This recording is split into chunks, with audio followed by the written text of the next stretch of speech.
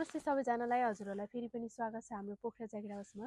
Pokhara jacket हाउसमा चाहिँ अहिले समरको लागि धेरै पातलो भेराइटीको ज्याकेटहरू चाहिँ आइसकेको छ र जसमध्ये एउटा डिजाइन चाहिँ अहिले मैले पनि लगाएर हजुरलाई देखाउँदैछु। यो चाहिँ सिंगल लेयर कपडामा बनेको एकदमै पातलो रहेको छ, जुन हजुरले घाममा पनि मजाले लगाएर हिँड्न मिल्यो। प्लस बाइक स्कुटरमा लगाउँदा चाहिँ तपाईँको विन्ड प्रुफ पनि हुने भयो र यो चाहिँ डस्ट प्रुफको पनि यसले काम गर्यो।